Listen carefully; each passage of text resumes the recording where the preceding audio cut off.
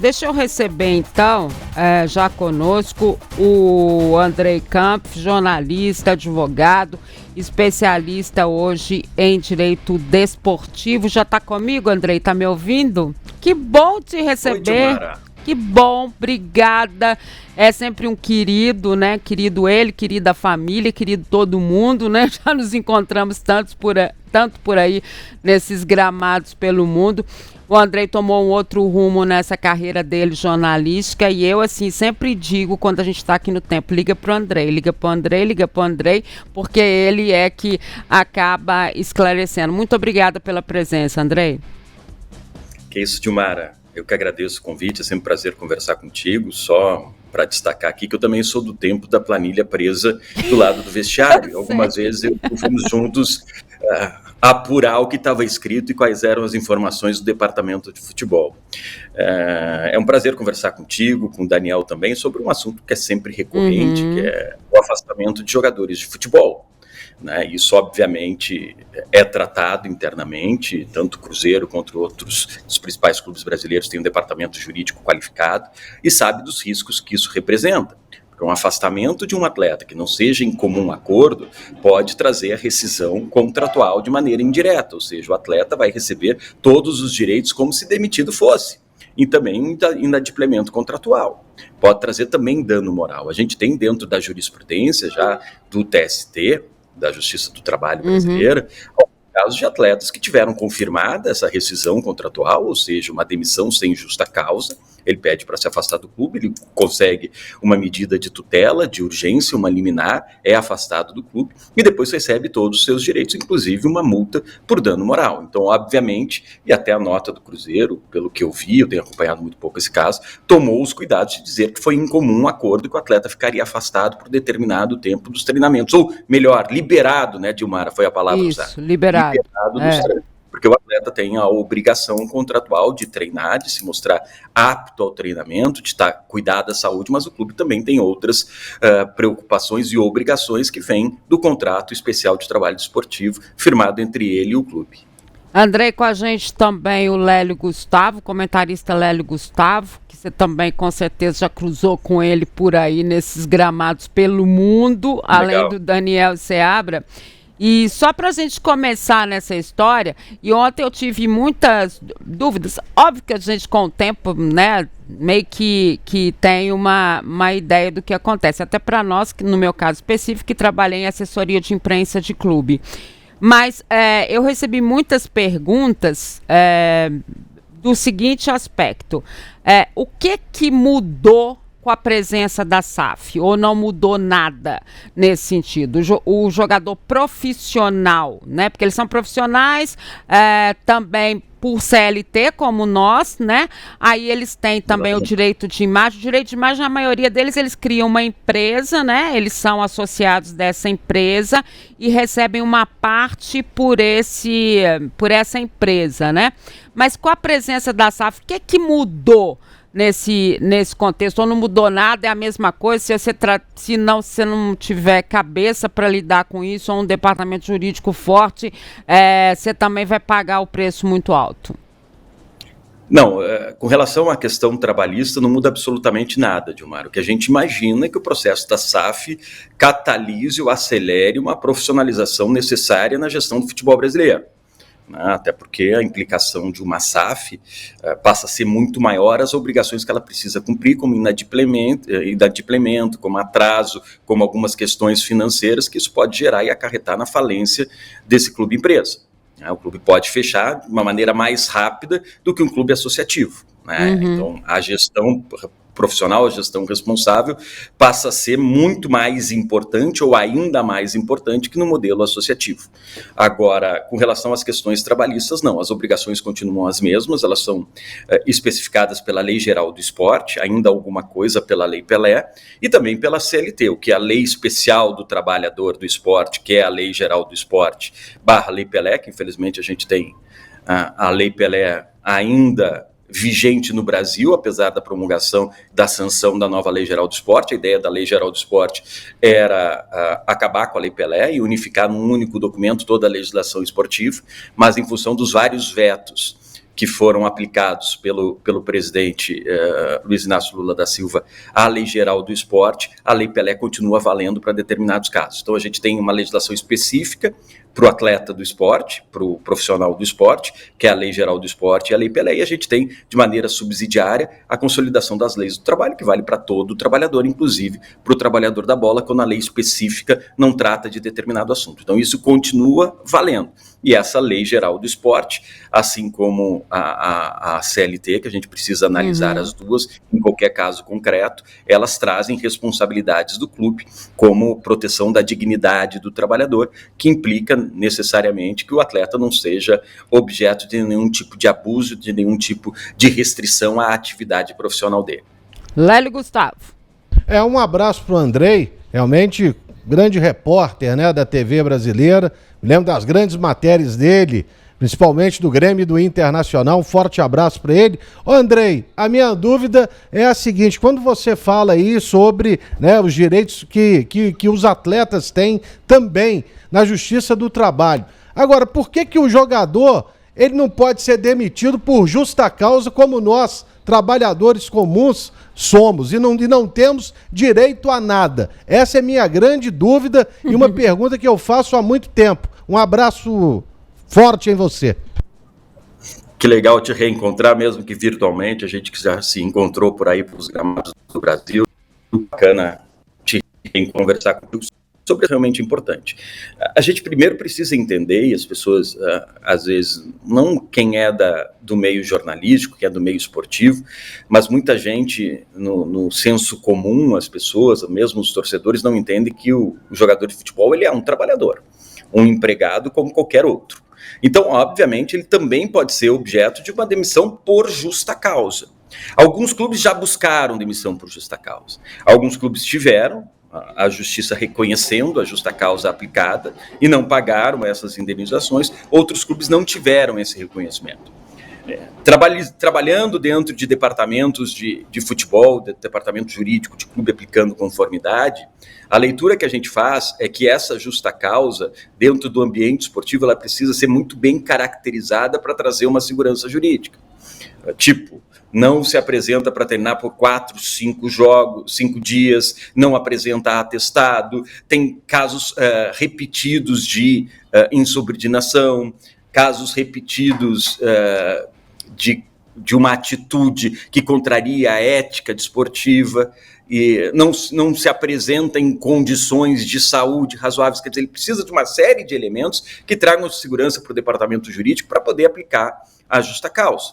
Isso não é fácil de conseguir. Então, por uma questão de proteção jurídica, o clube dificilmente vai buscar essa rescisão por justa causa, ou essa demissão por justa causa. E também tem um elemento muito importante que o Daniel trouxe, que daí não é a questão jurídica, é uma questão estratégica, que é a desvalorização do profissional.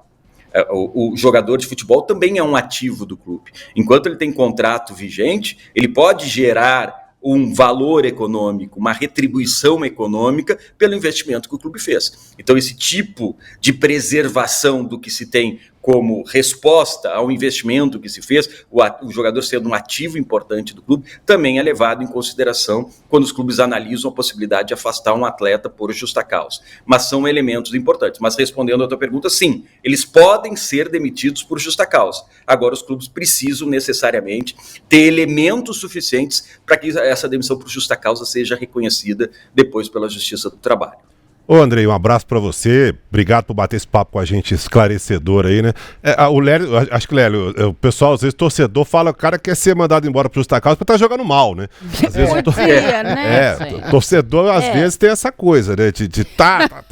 Tá rendendo nada, pô, tá errando passe, tá perdendo gol, manda embora. E é justamente isso que eu queria te perguntar, essa relação CLT/contrato, porque o jogador também ele tem um contrato.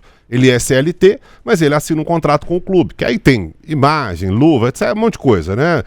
Tanto que a gente usa sempre renovou o contrato por mais um ano, renovou o contrato por mais 2, 3 anos, mas a CLT tá lá também. Essa relação CLT/contrato. Nós, por exemplo, não temos um contrato, nós temos um contrato de trabalho também, mas no caso do jogador ele tem que ser renovado sempre, né? E às vezes o torcedor manda mensagem aqui, pô, manda esse cara embora, rescinde com ele e tal. a coisa não é tão simples assim como o torcedor pensa, né? Simplesmente mandar embora por mandar embora e tchau e vai embora. Como é que fica essa relação CLT barra contrato aí, Andrei? Muito boa pergunta, Daniel. Essa é uma questão importante e eu vou pedir licença para vocês para voltar um pouquinho no tempo. Porque ela tem uma explicação dentro de um caso real que revolucionou o contrato do atleta de futebol. O Lélio vai lembrar disso, a Dilmara talvez não, mas o Daniel também vai lembrar que lá até o início dos anos 2000, o jogador ele era uma mercadoria do clube. Ele era um ativo do clube. Sim. O passe do jogador pertencia ao clube. O clube, se não renovasse o contrato dele, ou seja, não chegasse a um acordo pelo salário do jogador, poderia mantê-lo preso se ele não negociasse contra o clube, se algum clube não tivesse disposto a pagar o que o clube queria por aquele passe. O que era uma escravidão no futebol, e a gente está falando de 25 anos atrás. Isso só mudou lá em 95, quando um atleta belga, que se chamava Bosman, entrou na justiça. Por quê? Porque o contrato dele com o Liège da Bélgica tinha terminado. Ele e o clube não chegaram num acordo, ele recebeu uma proposta para jogar no futebol francês, só que o clube belga não liberou o jogador porque não acertou economicamente os valores para a liberação do passe. Ele entrou na justiça comum, com base na liberdade de trabalho e na livre circulação de trabalhadores, e ganhou o direito de poder jogar na França. E a partir dali o passe acabou na Europa e depois acabou chegando no Brasil através da Lei Pelé de 98, mas o futebol brasileiro teve um tempo para se readequar. E o que aconteceu, Daniel? Agora respondendo a tua pergunta. Os contratos, como forma de proteger economicamente os clubes, passaram a ser maiores. Até a década de 90, se vocês vão lembrar, os contratos eram de 1, 2, 3 anos no máximo.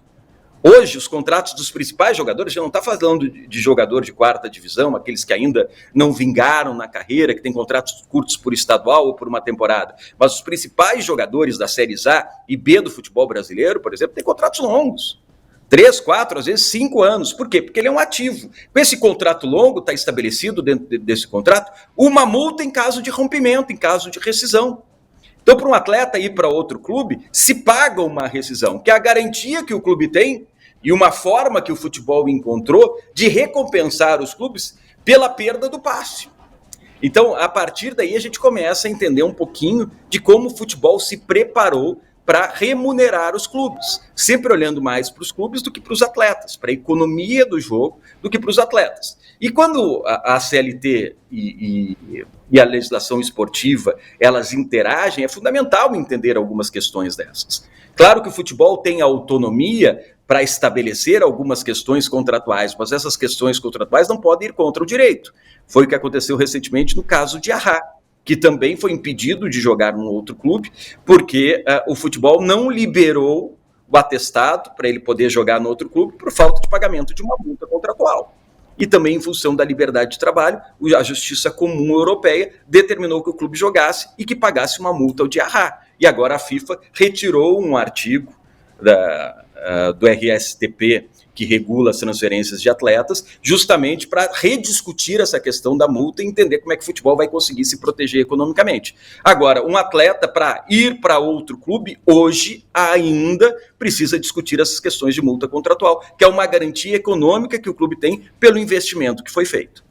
Agora, Andrei, eu até pedi para o pessoal falar com você quando o Cruzeiro anunciou que o Dudu também não iria treinar, né? Não passaria a treinar, estaria afastado dos treinamentos, porque ele não está. Vamos lá, na relação de jogo, isso não implica em nada. Juridicamente é a opção do treinador, ok, tá tudo certo. Agora, quando o Cruzeiro anuncia que ele também estaria fora dos treinamentos ou liberado dos treinamentos, era necessário que a gente conhecesse juridicamente como é que isso tinha sido feito, né? Um clube hoje, para se resguardar disso, é legal o torcedor entender. É preciso que isso esteja no papel, né?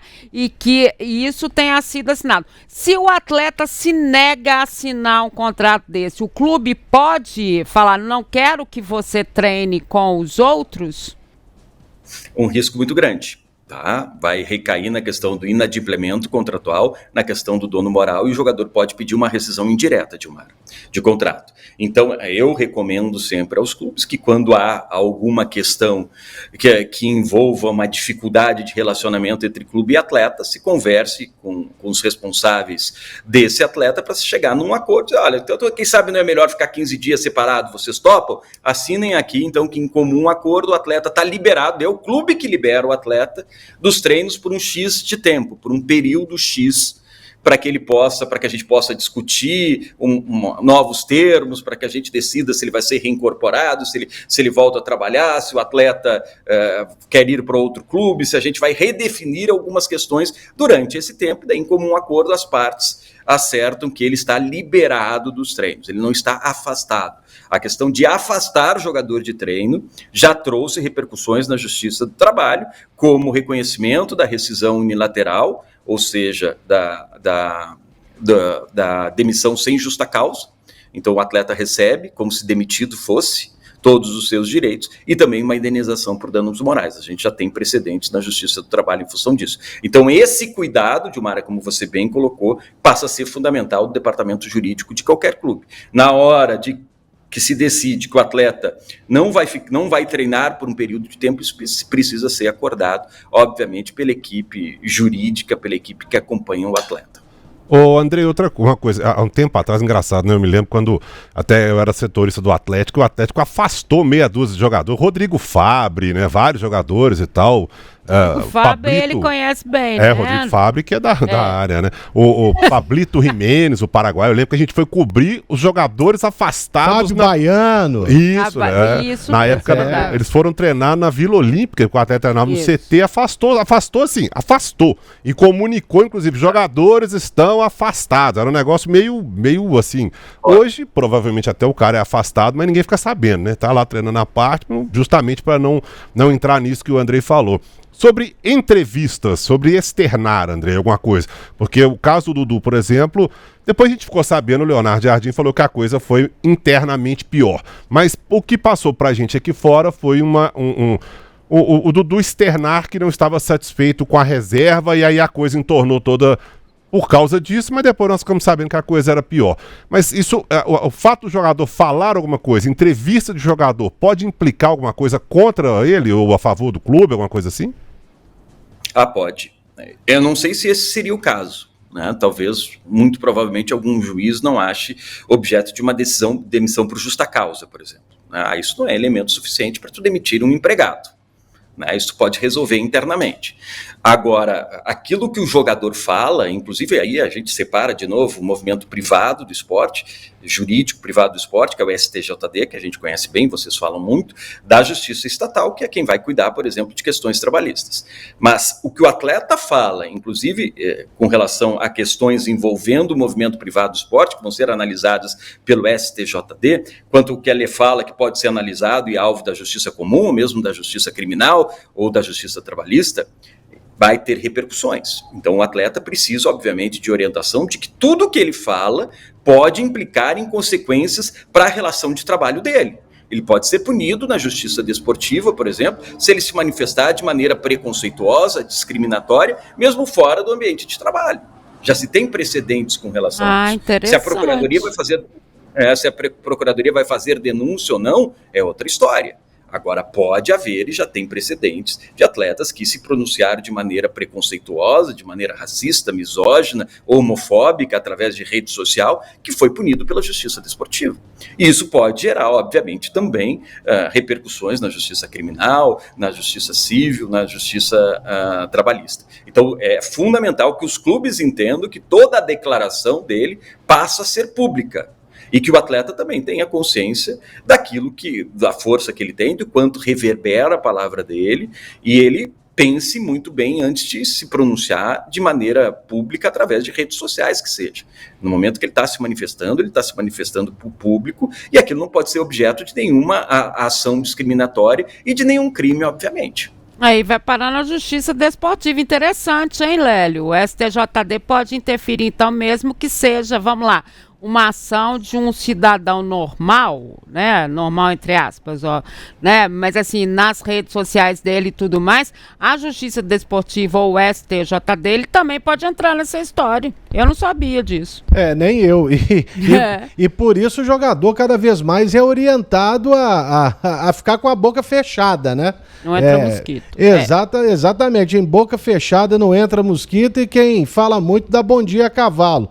Agora, André, a gente está falando também muito sobre os direitos que tem os atletas, mas e nesse caso do Dudu, especificamente? O Cruzeiro fez um investimento, né, nele, alto. É um salário alto e tudo mais. Ele não foi comprado junto ao Palmeiras, ele teve seu passe livre ao término do contrato, e veio para o Cruzeiro. Como que o Cruzeiro poderia ser nesse caso? Ele teria que ser ressarcido, o Dudu teria que chegar a um acordo com o Cruzeiro se ele quiser sair? Como que ficaria essa história, Andrei? É uma questão bem complicada, viu, Lélio? Obviamente que quando a gente fala de atleta e fala de futebol também, a gente tem uma margem de risco muito grande. É o que eu costumo dizer. A SAF no futebol nunca vai ser uma franquia da Copenhagen. Nada no futebol vai ser uma franquia do Boticário, da Copenhagen, da Natura, seja lá o que for. Tu estabelece fluxo, estabelece trabalho, estabelece políticas e tudo vai dar mais ou menos certo, tudo mais ou menos parecido em qualquer lugar que tu estabeleça. Futebol não. O futebol tem algo imprevisível, que é o que traz a graça do jogo, que é a incerteza do resultado. É a bola que entra e a bola que não entra, e isso muda radicalmente o teu negócio, porque muda radicalmente a economia do esporte. Então, quando a gente faz um investimento de atleta, a gente não sabe o que vai dar. A gente está apostando muito mais do que ele foi e acreditando que ele vai ser ou continuar sendo aquilo que ele foi, ou quem sabe até melhor, do que a gente está pagando e estipulando o que ele vai ser. Né? Essa que é a verdade. O atleta faz um contrato hoje pelo que ele jogou ontem, não pelo que ele vai jogar amanhã.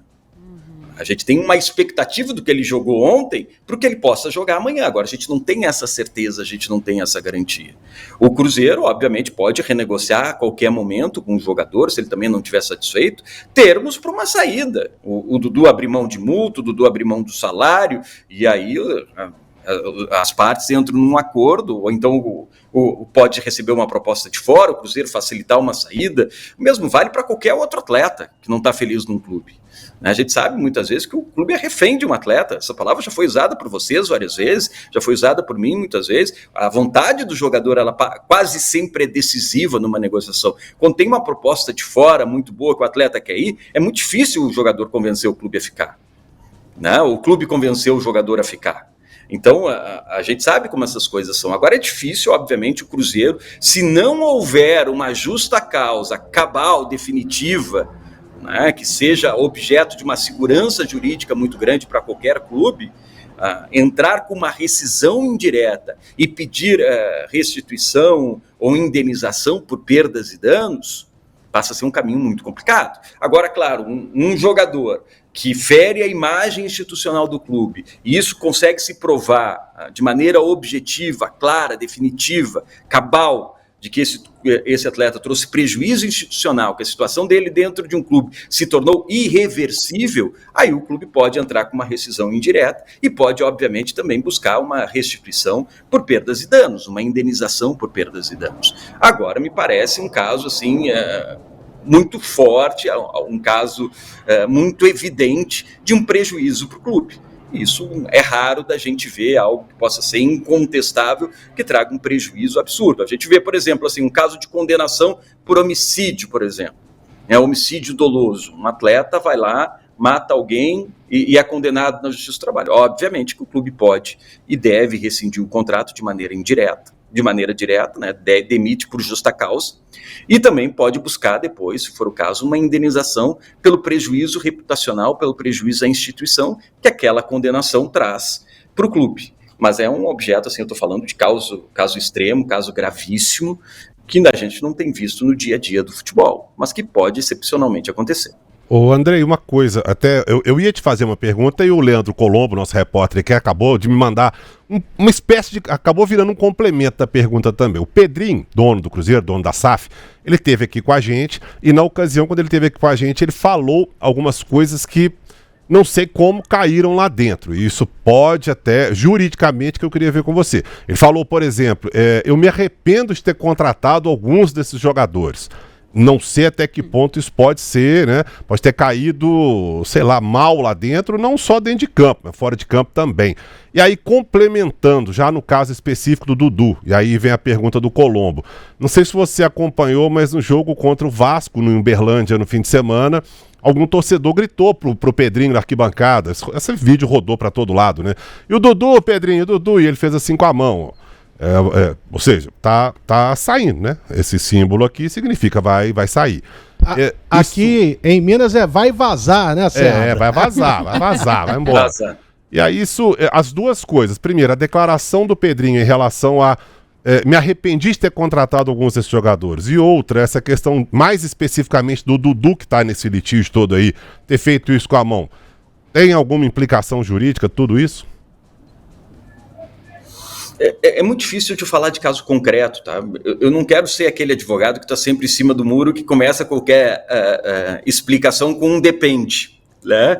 Mas nesse caso depende muito, realmente, assim, além desse elemento, existem outros elementos que possam fazer com que a dignidade do profissional esteja comprometida, esteja prejudicada e ele possa pleitear uma rescisão indireta.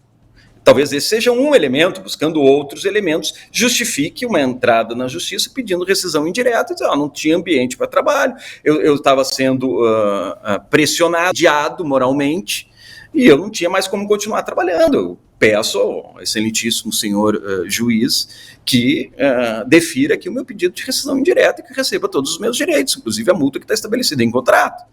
Agora, precisa ser elementos claros de que a situação se tornou inevitável, de que isso trouxe um prejuízo emocional, de que a dignidade do atleta não estava sendo protegida, conforme o que traz a Lei Geral do Esporte, conforme o que traz a CLT. O trabalhador ele tem direitos, o empregador tem deveres com relação ao ambiente profissional, à saúde emocional do empregado. Então, obviamente que isso pode ser levado em consideração. Me parece que um ato isolado desse não dê motivo suficiente para se entrar com um pedido de rescisão indireta de contrato de trabalho. Me parece, assim, eu estou falando de maneira geral, para depois as pessoas procurarem aplicar no caso concreto. De maneira geral, para se buscar uma rescisão indireta, precisa ter um nexo causal de um prejuízo emocional que vem do trabalho para o empregador. Então, a empresa, o clube de futebol, traz um prejuízo ao trabalhador, ao jogador de futebol, em função dessa relação profissional. Algo aconteceu aqui que estabelece um prejuízo emocional que vem do empregador, ou da situação de emprego. E isso precisa ser provado de uma maneira forte, né, com laudos médicos, obviamente, com vários testemunhos, com pessoas testemunhando e confirmando que havia uma segregação no ambiente de trabalho, que havia uma discriminação, que o ambiente de trabalho não era saudável para essa pessoa, para esse profissional, e aí, em função disso, se juntar elementos suficientes para tentar se ingressar com pedido de rescisão indireta de trabalho. Agora, esse é algo muito extremo, né? Eu acho que sempre o melhor caminho para qualquer uma das partes, isso vale para a justiça do trabalho, como vale para a justiça comum, só não vale para a justiça criminal, no meu ponto de vista, na minha análise, é um entendimento, é um diálogo. Isso não está bom para mim, não está bom para o Daniel, vamos sentar aqui e tentar entrar num acerto, vamos tentar entrar num acordo, porque isso nos traz muito mais garantia do que se a gente terceirizar essa decisão para o juiz. A gente não sabe o que vai vir da cabeça do juiz. A não ser que a gente tenha algo muito cabal, muito definitivo, muito forte, que me faça acreditar, olha, eu não vou negociar porque eu quero a justiça nos termos dela e nos limites que ela vai me apresentar. Porque aí sim eu vou procurar a justiça e buscar todos os meus direitos. Mas isso me parece uma atitude mais extrema e não me parece o caso de nada que a gente tenha visto hoje que seja um objeto claro de um pedido de rescisão indireta e de um afastamento via justiça. Ô, Andrei, a gente está com muitas perguntas, muitas mesmo. Agradecer demais a audiência, os likes, as perguntas e tudo mais. Estou tentando aqui, vou tentar resumir. Primeiro que o torcedor está adorando saber que eles têm que cumprir coisas que nós, mortais, precisamos cumprir, né? Profissionalmente, dá na mesma CLT para todo mundo. Mas a dúvida aqui do pessoal é o seguinte: quando você vai fazer uma rescisão desse contrato, entra nisso o que você recebe CLT e o que você recebe direito de imagem, ou as coisas são separadas? Depende. Se tu vai fazer uma rescisão de acordo extraoficial e depois homologa na justiça, pode-se abrir mão, a parte pode abrir mão dos direitos de imagem. Se essa decisão for para a justiça e for levar no limite, vale a integralidade da remuneração. Vale, obviamente, o contrato que ele tem de imagem e o contrato que ele tem como CLT, como empregado. Porque a gente tem, assim, por isso que o contrato de trabalho, Gilmara, ele é um pouquinho diferente. Ele é um contrato especial de trabalho desportivo. É o CETD, Contrato Especial de Trabalho Desportivo. Por quê? Porque ele tem especialidades. Uma delas, que a gente comentou há pouco, foi até da pergunta do Daniel, que é que ele tem prazo determinado. O contrato do trabalhador comum não tem prazo determinado. Ele começa, pode ser interrompido a qualquer momento, desde que se pague o que traz a previsão da CLT, que se traz a legislação. O contrato especial de trabalho desportivo, ele tem duração, de acordo com a lei, mínima de 3 meses e máxima de 5 anos no Brasil. Então ele tem especificidades, e uma das especificidades é que hoje, depois da promulgação da Lei Geral do Esporte, que é de 2023, essa remuneração por imagem, exploração da imagem, importante que a imagem seja explorada pelo clube, pode chegar a 50% do total da remuneração, e o salário em carteira até 50%. Isso é o que manda a lei. Tem clubes que botam 60%, 70%, correndo um risco absurdo. Se o atleta ingressar na justiça, provavelmente ele vai rever esses 10% a 20%, todas as consequências trabalhistas que isso traz, reflexos trabalhistas que isso traz. Então, hoje a legislação prevê 50% pode ser na carteira de trabalho e 50% pode ser na imagem, até 50%. Nada impede de ter 100% na carteira de trabalho. Agora, tu não pode ter 100% na imagem num contrato especial de trabalho desportivo. Então, aquela exorbitância que a gente via alguns anos atrás, que o contrato de imagem era enorme, né? E o CLT era menorzinho, isso não existe mais. Até para um resguardo do próprio clube, né? Eu vou te dizer o seguinte, Dilma. Eu não vou te dizer que não existe. Eu vou te dizer que não pode. Não pode. Sim, meu filho, ó. Os caras colocavam uma mariola, uma Coca-Cola na CLT, né? E o salário todo lá no contrato de trabalho. Na hora de acertar a rescisão, aqui, a mariola e a Coca-Cola. Um abraço pra você, vai embora. Era mais ou menos o que acontecia, né? Que são as mudanças que aconteceram. Eu fico muito chateado que eu tenho que liberar o Andrei, porque eu prometi para ele que ele tem um compromisso às 6 da tarde. Mas ainda temos tempo para uma pergunta para cada um. Lélio Gustavo. Não, a minha pergunta seria sobre a Lei Pelé. Vamos deixar para uma próxima oportunidade, porque assim, rapidamente, um resumo, Andrei. Você acha que a Lei Pelé ela tirou muito poder dos clubes e entregou aos empresários? O que você pensa sobre isso? Um resumo breve aí, até pela sua primência de tempo. Pô, que isso. Muito obrigado, antes de tudo, te agradecer, Lélio. Muito legal te reencontrar aí, te ver super bem. Depois de tanto tempo, acho que a gente não se encontrava, uns 7, 8 anos pelos gramados aí. Muito bacana.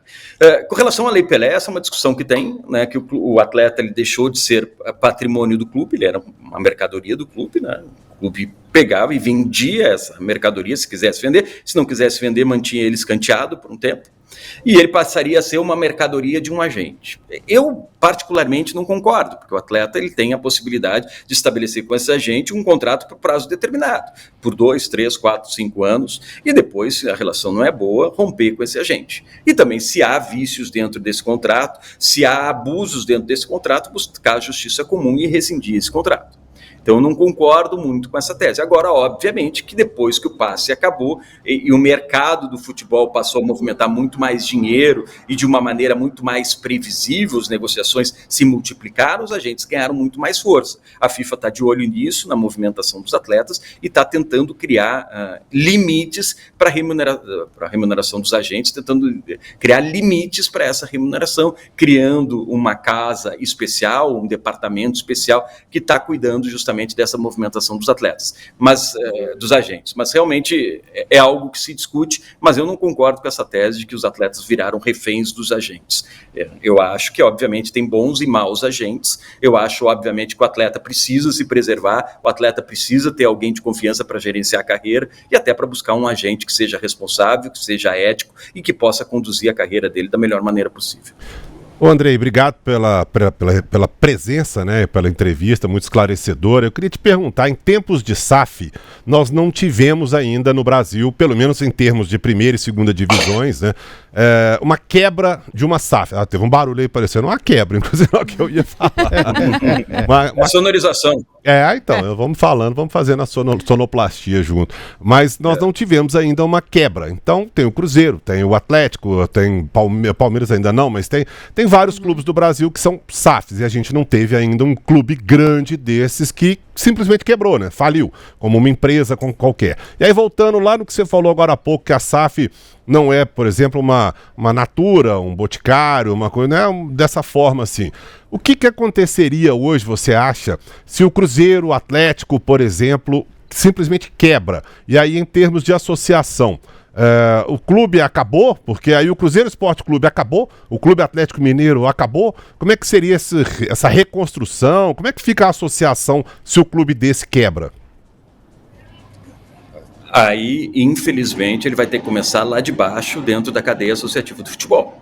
Vai buscar a primeira divisão de acesso do futebol mineiro, vai montar um novo clube, provavelmente com um novo nome, e aí vai criar um novo Cruzeiro, um novo Atlético, um novo Internacional, um novo Grêmio, vindo da mesma torcida, vindo da mesma natureza. Oi. Mas eu acho que não, mais ou menos o seguinte, assim, o Cruzeiro Esporte Clube Associação, ele continua lá, piscina, sauna, clube normal, e aí vira um Cruzeiro Futebol Clube, sei lá. Cria-se um novo SAF, né? Via SAF, mas não essa mesma SAF que quebrou, uma outra SAF, né? Pode, né? Seria mais ou menos isso, né? Pode. Sim, pode. Mas daí seria é como um novo CNPJ. Vai criar um novo CNPJ, uma nova empresa com um nome um pouquinho diferente, só que daí tu vai te apresentar lá na Federação Mineira, ou na Federação Gaúcha, na Federação Carioca, e diz, olha, tem um novo clube aqui, profissional, eu quero começar a participar dos campeonatos. E daí vai lá para a divisão inferior, para a primeira divisão de acesso, e começa a galgar as próximas divisões e faz todo o caminho até chegar e voltar à elite do futebol mineiro, futebol gaúcho e, quem sabe, a elite do futebol nacional. Agora, é um caminho bem complicado. Relação nenhuma da associação com a SAF nesse caso, né? Não. É isso aí. Não. Daí a associação pode, obviamente, depois montar um novo CNPJ dentro de um clube empresa, um novo clube empresa, e começar a trabalhar. Pode até ser mesmo num modelo associativo. O clube associativo, olha, vou voltar e quero que seja no modelo associativo, não quero mais ninguém de dono aqui do meu clube. Vamos voltar para a associação aqui, os donos são os sócios, a gente vai estabelecer um novo padrão, um novo modelo de governança, e a gente vai começar, vamos montar o nosso time. Só que a gente volta lá para a divisão inferior do futebol mineiro, gaúcho ou futebol paulista. Andrei Kampf é o nosso convidado de hoje, jornalista, advogado, especialista, né, que ele se tornou em direito desportivo. Queria te agradecer demais, viu? Olha, eu prometo que ele volta outras vezes, a gente tem um monte de pergunta ali. Isso é um assunto, né, que é interessante. O futebol faz parte dessa alma nossa aqui, 24 horas, mas assim, essa parte jurídica, né, o que implica mesmo em cada situação, ainda se conhece tão pouco, né, André? Ainda bem que você se especializou nisso e você consegue explicar pra gente. Agradecer demais toda a ajuda que você dá sempre à equipe O Tempo Esportes. Obrigada demais, foi um prazer tê-la aqui. Promete voltar, tá? Claro, tu não pede, tu convoca, Dilmara. É sempre um prazer conversar contigo. Foi muito legal reencontrar aí o Daniel, o Lélio, muito bacana mesmo. Fiquei muito feliz desse bate-papo. E é como você disse, né? Tem muitas questões que aparecem, que a gente discute, que um especialista pode ajudar, porque envolve questões jurídicas. Às vezes a gente não faz nem esse tipo de analogia, né? Nem esse tipo de análise, mas a gente tem muitos fatos que implicam em questões jurídicas importantes, né? Então, parabéns para vocês por buscarem sempre aperfeiçoar, aprofundar o conteúdo, buscar reflexão para a audiência de vocês. Isso é muito legal e eu agradeço demais a oportunidade de poder conversar com vocês. Um abração pro Andrei, prazer revê-lo bem. E um forte abraço ao Rio Grande do Sul, sempre. Valeu. Beijo na família lindona, hein? Aquela esposa competente pra caramba. Beijo enorme, viu? Tchau. Olha só, muito bom, hein, gente? Cheio de perguntas aqui, que pena que não deu para responder tudo. A gente promete trazer ele outras vezes. Foi muito legal mesmo. Acho que a gente esclareceu muita coisa, não foi, Daniel Seabra? Muito bom, muito bom. Muito bom. Sempre bom, né? Ouvir sem achismos, né? A gente acha isso, muita coisa, né? A gente acha muita coisa, mas é bom a gente ouvir o especialista, porque aí ele não acha. Ele, é isso, né? Se bem que no direito às vezes às vezes não é, mas sempre tem um caminho, né?